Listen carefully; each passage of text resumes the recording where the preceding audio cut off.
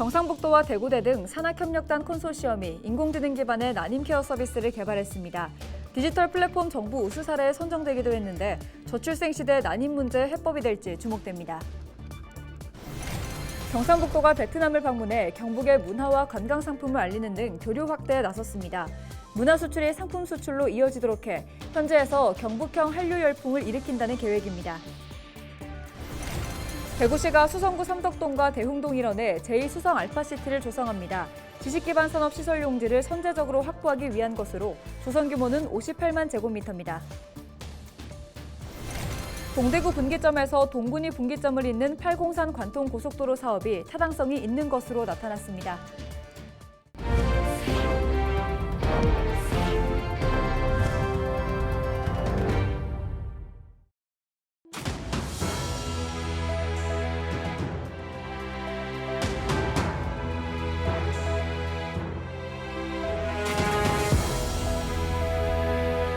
시청자 여러분 안녕하십니까? 헬로TV 대구 경북 뉴스입니다. 경상북도와 대구대 등 산학협력단 콘소시엄이 인공지능 기반의 난임 케어 서비스를 개발했습니다. 올해 대한민국 정부 박람회에서 디지털 플랫폼 정부 우수 사례에 선정되기도 했는데요. 저출생 시대 난임 문제의 해법이 될 수 있을지 주목됩니다. 이하연 기자가 보도합니다. 아이를 갖고 싶어도 임신이 되지 않는 난임과 불임 환자가 늘고 있습니다. 건강보험심사평가원의 통계를 보면 국내 난임 환자 수는 지난해 기준 14만여 명, 5년 전보다 16% 증가했습니다. 불임까지 포함하면 약 38만 명으로 연평균 2.5% 늘었습니다. 날로 심각해지는 난임 문제를 해결하기 위해 지자체와 대학, 연구원, 기업 등이 손을 잡고 인공지능 기반의 난임 케어 서비스 드림아이를 개발했습니다. 드림아이는 시술 연령과 난임 요인, 임신 성공 여부 등 난임 관련 각종 정보를 데이터베이스에 축적하고 AI 알고리즘 분석을 통해 난임자 맞춤형 서비스를 제공합니다. 이 드림아이 앱에서는 난임 환자들이 미리 자신의 생식 건강 상태를 예측할 수가 있습니다. 그리고 웹에서는 각 난임 의료 전문 의료기관에서 난임 환자의 나이, 또 호르몬 수치, 난임 요인에 따른 전체적인 시술 요소 등을 통계적 수치로 확인을 할 수가 있습니다. 무엇보다 사후 재정적인 지원에 머물러 있던 난임 해결 방식을 디지털 기술 기반 방식으로 전환했다는 점에서 의미가 큽니다. 경상북도와 대구대 등 산학협력단 컨소시엄은 앞으로 관련 데이터를 지속적으로 축적해 더욱 정교하고 편리한 시스템을 구축한다는 계획입니다. 헬로TV 뉴스 이하영입니다. 경상북도가 베트남과의 교류 확대에 나섰습니다.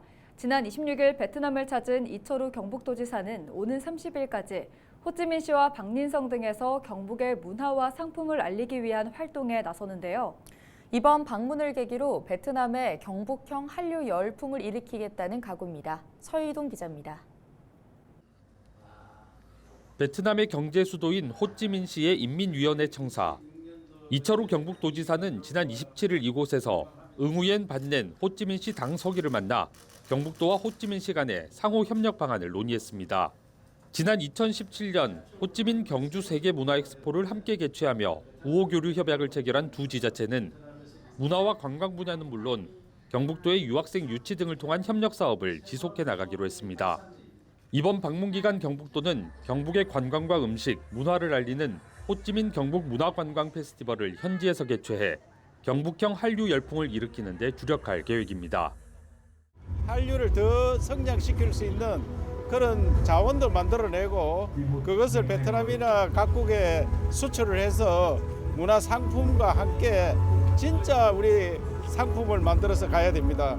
그래서 문화와 함께 가는 상품이 성공할 수 있다. 그렇기 때문에 경상북도는 문화를 수출하면서 상품을 수출하는 이런 전략을 갖고 있습니다.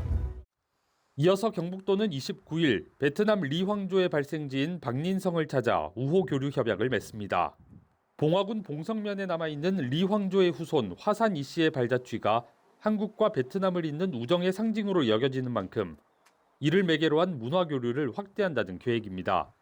현재 봉화군이 추진하는 K-베트남밸리 사업은 문체부의 콘텐츠 개발 용역비 2억 원을 제외하면 모두 도비와 군비 중심으로 진행 중인 상황.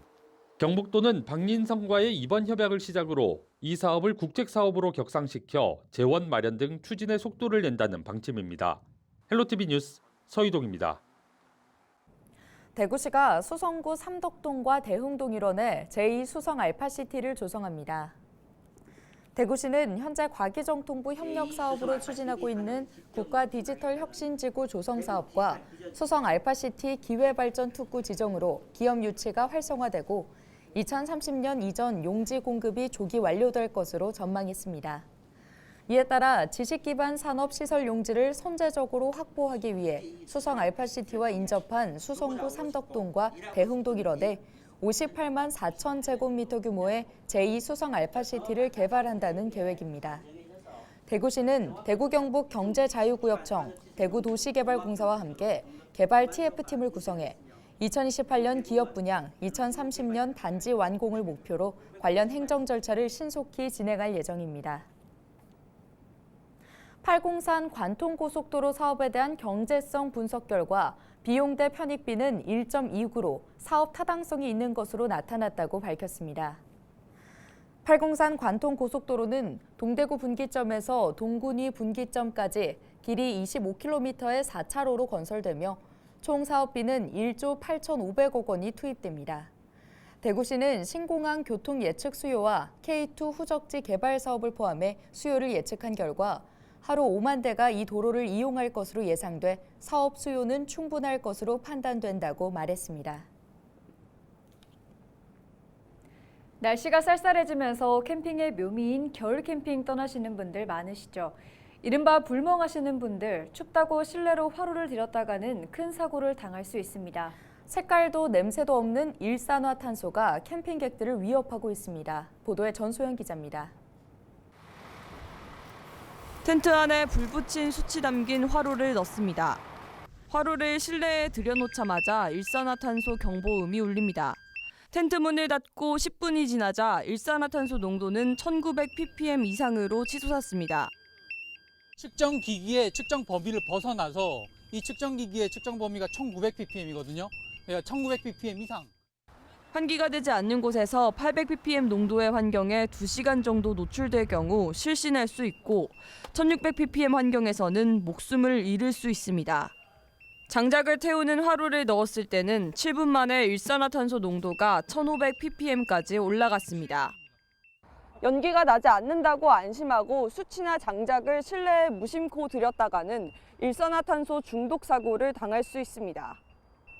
지난 12일 충북 영동의 한 캠핑장에서는 중년 부부와 5살 아이가 숨진 채 발견됐고 하루 전날인 경기 여주에서도 캠핑 중이던 50대 부부가 사망했습니다. 경찰과 소방은 밀폐된 텐트 안에서 숯불 화로를 사용하다 숨진 것으로 보고 있습니다. 지난해 기준 최근 3년간 캠핑 중에 발생한 일산화탄소 중독 사고는 123건에 달합니다. 전문가들은 불씨가 잦아들었더라도 화로를 실내로 들이지 말아야 한다고 강조합니다. 수치랑 장작 화로는 절대 실내로는 가져가지 마시고 난로 종류 그리고 전기를 사용한 난방 장치를 사용해 주셨으면 좋겠습니다. 또 일산화탄소는 눈으로 볼 수 없고 냄새도 나지 않기 때문에 등유난로 사용 시에도 텐트 내부에 일산화탄소 경보기를 꼭 설치하고 자주 환기를 시켜야 합니다. 헬로티비 뉴스 전소연입니다.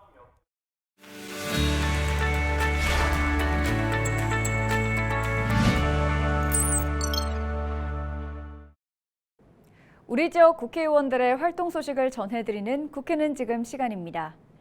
경주시 김석기 국회의원이 지난 23일 국민의힘 최고위원으로 선출됐습니다.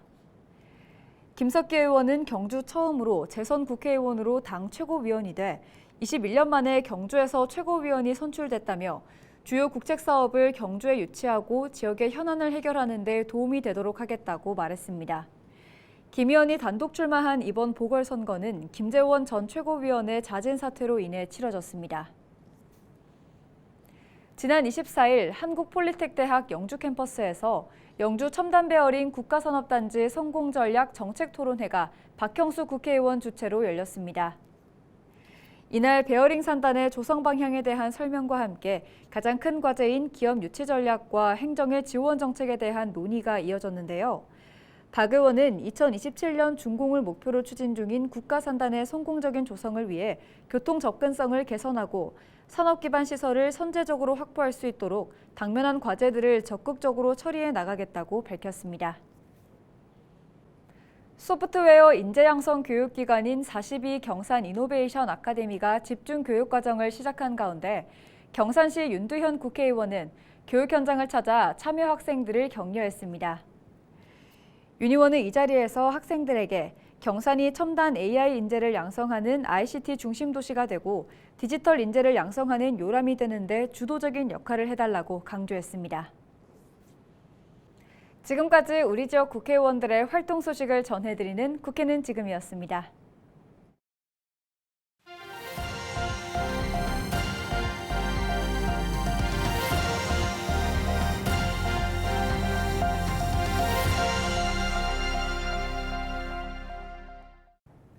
지역 소멸을 막아라 케이블TV 공동기획보도 순서입니다. 전북 전주는 주변 시군의 중심지 기능을 하는 도청 소재지인데요. 인구는 적지만 교통량은 광역시와 비슷해 주민들의 불편이 이만저만이 아닙니다. 지역 정치권에서 제도 개선에 시동을 걸었지만 좀처럼 속도가 나지 않습니다. SK 브로드밴드 김다라 기자가 보도합니다. 전라북도 전주시와 완주군을 잇는 편도 2차로 도로입니다. 전주 대규모 주거단지인 에코시티를 거쳐 주변 지역으로 출근하는 차량이 이어집니다. 출퇴근 직장인들 좀 문제가 되지 않냐. 저녁은 5시부터 차가 슬슬 밀려와요. 경찰서나 군청에서 이 도로 여건 상황을 보고 개선을 좀 했으면 싶은 생각이 드네요. 전주권 교통망은 인접한 완주군과 익산시, 김제시, 또 통행량이 많은 군산시와 정읍시를 포함합니다.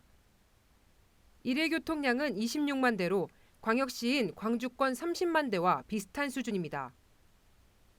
특히 전주권은 대체 교통수단이 부족해 승용차를 이용하는 비율이 광역시권보다 높습니다. 도로교통 혼잡으로 인해서 발생하는 사회적 비용이 연간 1.94조 원, 울산이나 광주권 1.8조 원 규모로 대도시권을 웃도는 걸로 분석되고 있습니다. 이 대강법이 개정되면 전주시를 중심으로 교통 문제 해결을 대도시권 광역교통특별법은 광역교통망을 구축하는 데 국비를 지원하는 법입니다.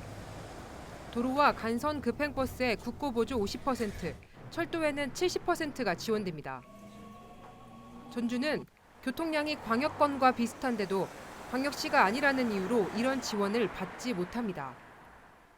지방소멸 막고 국토 균형 발전을 제대로 하려면 국가 재정 투자의 중점을 수도권에서 비수도권으로 돌려야 합니다. 소도시들의 연결과 연대, 연합이 더 현실적인 해법입니다. 특히 내년 특별자치도 출범을 앞둔 전북은 교통 인프라를 확충해야 합니다. 대광법에 전주를 포함하는 개정안이 국회에 올라 있지만 통과까지 갈 길이 먼 상황. 국토교통부의 연구 용역 결과 전주권에도 광역시 같은 교통망 구축이 필요했습니다. 그러나 국토부와 기획재정부는 법 개정에 난색을 표하고 있습니다. 광역권 지원이라는 현행법 취지에 어긋나고 재정 부담이 크다는 이유입니다.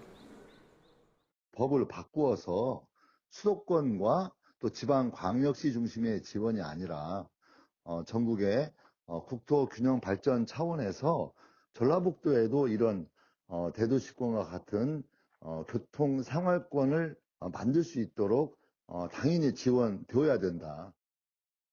국토균형 발전은 헌법에 명시돼 있을 만큼 우리나라의 중요한 가치이자 과제입니다. 대도시 중심 사고와 현행법에 갇힌 관료주의적 행정이 시민 편의를 해치고 지방 소멸을 부추기는 건 아닐지 우려됩니다. BTV 뉴스 김다라입니다.